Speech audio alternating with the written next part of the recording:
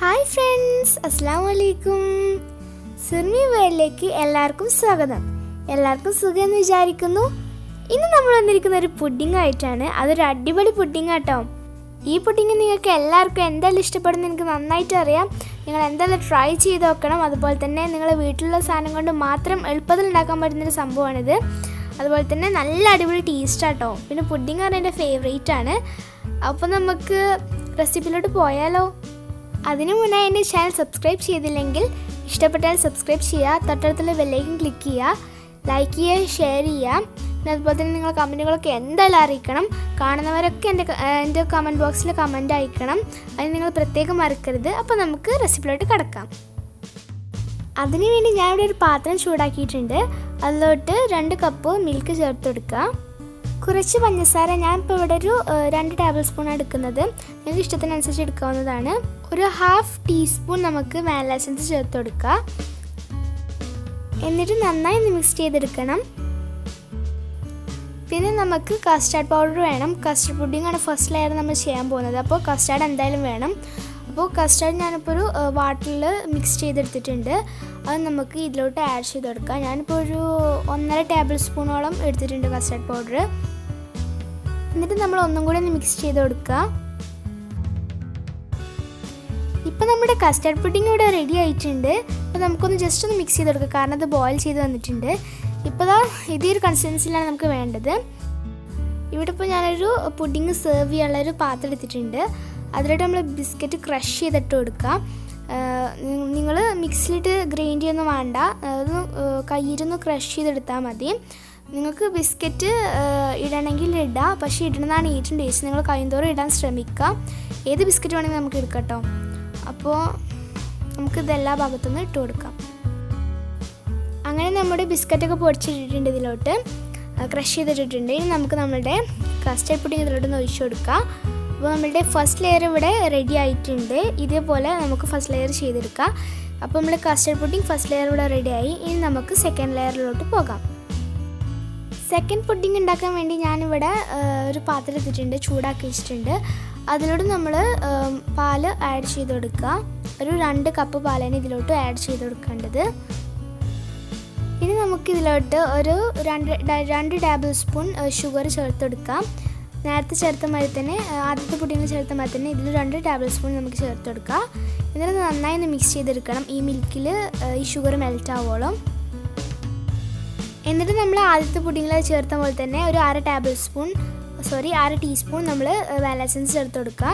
ഇത് നന്നായി മിക്സ് ചെയ്തെടുക്കുക. പിന്നെ 1.5 ടേബിൾ സ്പൂൺ നമ്മൾ കോൺഫ്ലവർ വാട്ടറിൽ മിക്സ് ചെയ്തെടുത്തിട്ടുണ്ട്. അതുകൂടി നമ്മൾ ഇതിലോട്ടൊന്ന് ഒഴിച്ചു കൊടുക്കുക. കോൺഫ്ലവർ ഒഴിച്ചു കൊടുക്കുന്ന ക്ലിപ്പ് എൻ്റെ നിന്ന് കട്ടായി പോയി, സോറി.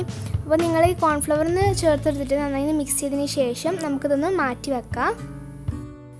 ഇനി നമുക്ക് ഷുഗർ ഒന്ന് കാരമലൈസ് ചെയ്യണം. അതിനുവേണ്ടി ഞാനിവിടെ ഒരു പാൻ ചൂടാക്കിയിട്ടുണ്ട്. അതിലോട്ട് ഒരു 2.5 ടേബിൾ സ്പൂണോളം ഷുഗർ ചേർത്ത് കൊടുക്കുക.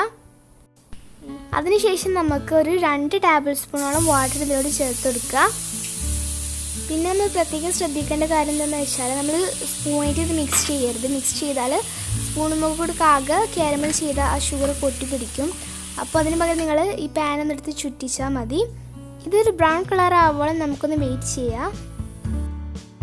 ഇപ്പോൾ കുറച്ചൊക്കെ ഒരു ബ്രൗൺ കളറായി വന്നിട്ടുണ്ട്. നമുക്ക് ഇതിലേറെ ബ്രൗൺ കളർ വേണം. ഇപ്പോൾ നമ്മളുടെ ഷുഗറോടെ നല്ലോണം ബ്രൗൺ കളറായി വന്നിട്ടുണ്ട്. ഇനി നമുക്ക് ഇതിലോട്ട് ഒരു 1 ടേബിൾ സ്പൂണോളം ബട്ടർ ചേർത്തെടുക്കുക. എന്നിട്ട് നന്നായി ഒന്ന് മിക്സ് ചെയ്തെടുക്കുക. ഇത് നന്നായി മിക്സായി വന്നിട്ടുണ്ട്. ഇനി നമ്മൾ നേരത്തെ മിക്സ് ചെയ്ത് വെച്ച കോൺഫ്ലവറിൻ്റെ മിക്സ് നമുക്ക് ഇതിലോട്ടൊന്ന് ചേർത്ത് കൊടുക്കുക.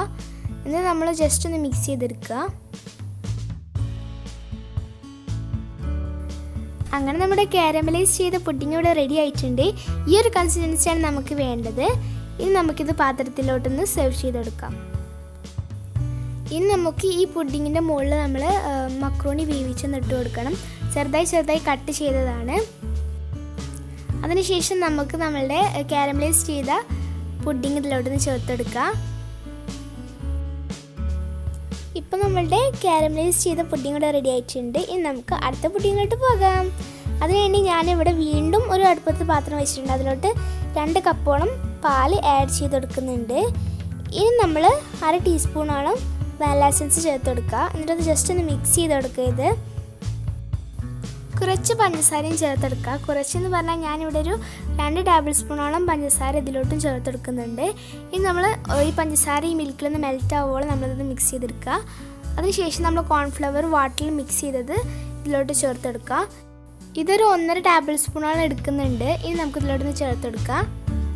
എന്നിട്ട് ഒന്നും കൂടി ഒന്ന് മിക്സ് ചെയ്തെടുക്കുക. ഇത് നമ്മൾ നേരത്തെ ഉണ്ടാക്കിയ അതേ പുഡിങ്ങിൻ്റെ രൂപത്തിൽ തന്നെ ഉണ്ടാക്കുന്നത്. മറ്റേതാണെങ്കിൽ നമ്മൾ കാരമലൈസ് ചെയ്ത പുഡിങ്ങാണ്. ഇതിലാണെങ്കിൽ കാരമലൈസ് ചെയ്തിട്ടില്ല. ഇനി നമുക്ക് ഇതിലോട്ട് കുറച്ച് ഏലക്കാപ്പൊടി ചേർത്തെടുക്കുക. ഇനി നമ്മൾ ജസ്റ്റ് ഒന്ന് മിക്സ് ചെയ്തെടുക്കുന്നത്. അങ്ങനെ നമ്മുടെ കോൺഫ്ലവർ മിക്സ് ഇവിടെ റെഡി ആയിട്ടുണ്ട്. ഞാൻ ഉദ്ദേശിച്ചത് കോൺഫ്ലവർ പുഡിംഗ് കൂടെ റെഡി ആയിട്ടുണ്ട്. ഇനി നമുക്കിത് നമ്മുടെ ഒരു പുഡിംഗ് ട്രേയിലോട്ടൊന്ന് സെർവ് ചെയ്തെടുക്കാം.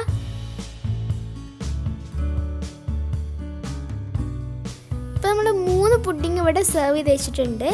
ഇനി നമുക്ക് ഇതിന് മുകളിൽ ഡെക്കറേഷനിന് വേണ്ടി നമ്മളൊരു സ്ട്രോബെറി സിറപ്പ് ഒഴിച്ചു കൊടുക്കുകയാണ്, ഡെക്കറേറ്റ് ചെയ്ത് കൊടുക്കുകയാണ്. നിങ്ങൾക്ക് ഇഷ്ടമല്ല എന്താണെന്ന് വെച്ചാൽ ഡെക്കറേറ്റ് ചെയ്തെടുക്കുക.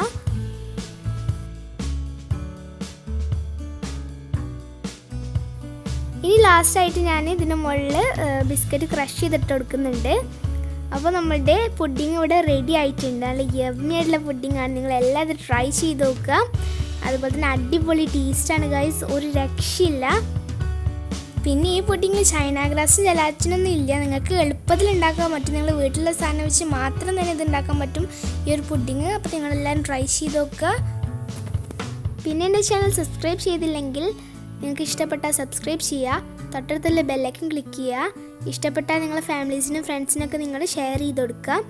അതുപോലെ തന്നെ എൻ്റെ വീഡിയോസിനൊക്കെ കമൻറ്റ് ചെയ്യാനും മറക്കരുത്, ലൈക്ക് ചെയ്യാനും മറക്കരുത്. അപ്പോൾ വീണ്ടും അടുത്ത വീഡിയോ ഞാൻ വീണ്ടും വരും. Bye bye. അസ്സലാമു അലൈക്കും.